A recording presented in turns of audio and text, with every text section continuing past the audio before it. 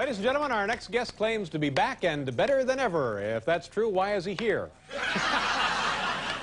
Please welcome to the program the always interesting, dynamic Donald Trump. Donald.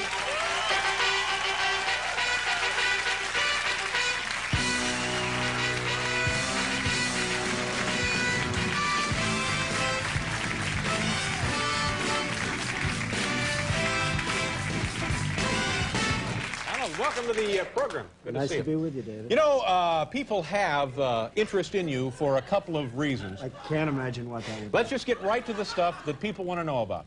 First of all, are you solvent?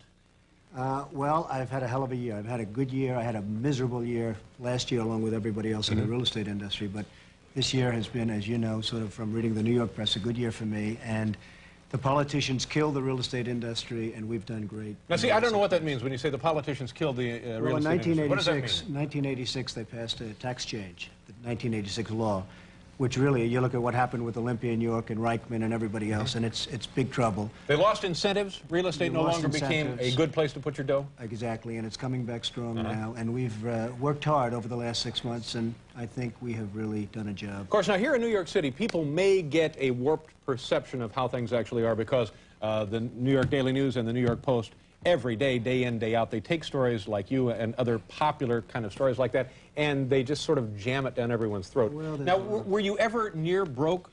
I was never near broke. I was having a good time, and it was a good year to get a divorce. Let's go back. Let's go back. If you don't mind, what did you have to unload? Well, I didn't unload. I sold things. I sold the shuttle. And all right, the shuttle is no longer the Trump shuttle. I unloaded the wife.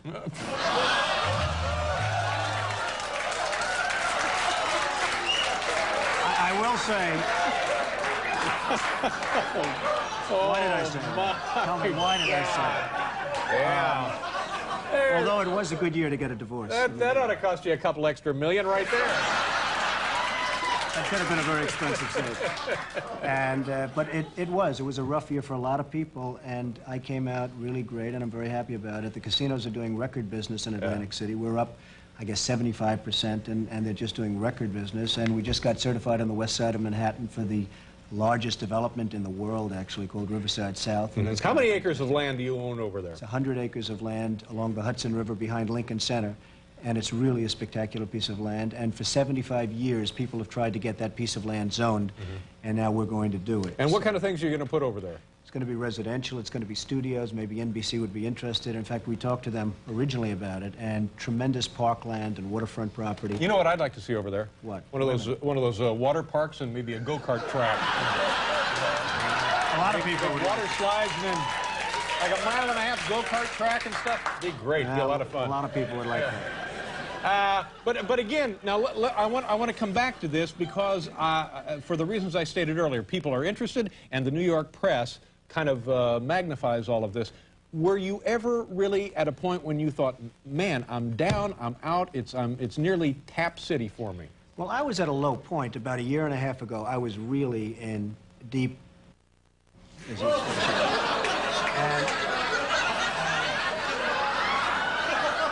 You ain't that rich, Don. You can't come on here and say that.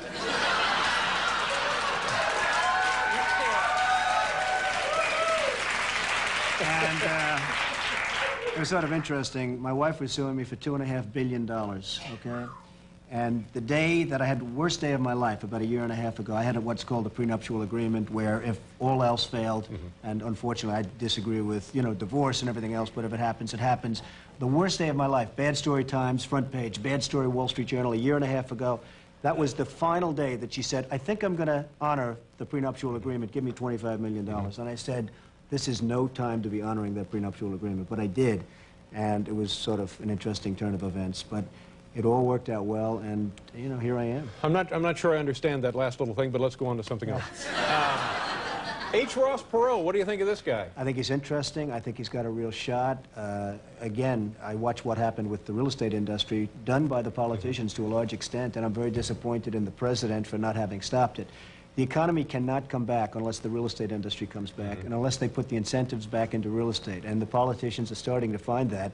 There's a lot of different things happening, and you could see some real movement in that. But I am very disappointed with the administration, what they allowed to happen to this industry. It fuels every other industry. Okay, but let's get back to the question. H. Ross Perot, is he a legitimate candidate, a viable candidate? Could he step into the bureaucracy of the United States government and make a change, make anything work any better than it works now? I don't know. I mean, he doesn't know his positions, and frankly, neither do I right now. Yeah. And you're going to have to see what happens. I think that he's certainly viable. He's got some great quips and some great color, and it's going to be interesting. I mean, with the Electoral College, anything could happen. You could have the two winners not winning and the third man getting in because it's a democratically controlled Congress.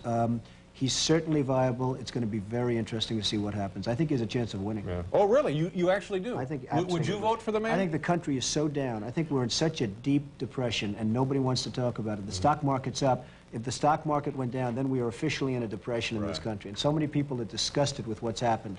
People that own homes, their homes are worth 1/2, they're worth 1/3. You have a nice house, by the way. Well, thank you very much. The woman was down there. But again, would you vote for him? A man knowing what you know of real estate and finance? I would conceivably vote. I mean, I'd want to see some of his positions. He hasn't made them clear, but I certainly would. I know him. He's a hell of a guy. He's a good guy. Could you take him in a fight? I think I could do it. Speaking of fights, explain to me now what you were thinking about the Mike Tyson situation. Shortly after the verdict was announced that he had been convicted, he was guilty of the crime, you had a plan. Now, what were you thinking? What was I thinking? Yeah. I was thinking that as soon as he gets out, he's going to fight at my casinos. Yeah, but you can't buy your way through. Of course, I'm only kidding when I say that, folks. I wish I could say that. Mike Tyson was greeted at his door at 1 o'clock in the morning by a woman. He then... Well, we don't need to go through the case again. But it's ridiculous. The woman was dancing at 8 o'clock, and this guy's in jail for 6 years. I don't understand it. I think it's wrong. I think he but due process of law prevailed. So that I think you he had came one of the worst defense lawyers I have ever seen. This was the worst defense. I mean, their defense essentially was that anybody that goes out with Mike Tyson knows she's going to be raped, and therefore Mike Tyson... this is his defense. I think it was a horrible job they did in defending him. Everything you say may be true, but still in all, you can't come in and say, okay, let's put the decision of the court aside. Here, I have a plan. I never said that. I think that was the impression people had of that. What I said really is that Mike Tyson should fight.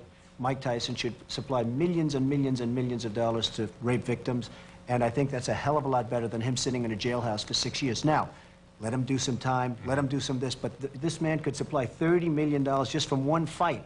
And that solves a lot more problems than keeping him locked up in solitary confinement doing nothing. I think that Mike Tyson had a horrible defense. I think he had a horrible but defense again, what you're saying is that celebrities maybe should be treated differently than lay people. And I say Mike should serve some time and everything else. But to keep a man, here's a woman that was dancing at his door at 1 o'clock in the morning dancing. We don't need to get into this. We don't need to get into this. But that's an important thing. Hey, don't get me hot, okay? You know I'm only kidding. I know. Hey, good to see you again. Nice seeing you. Thank you for your time. Donald Trump, ladies and gentlemen.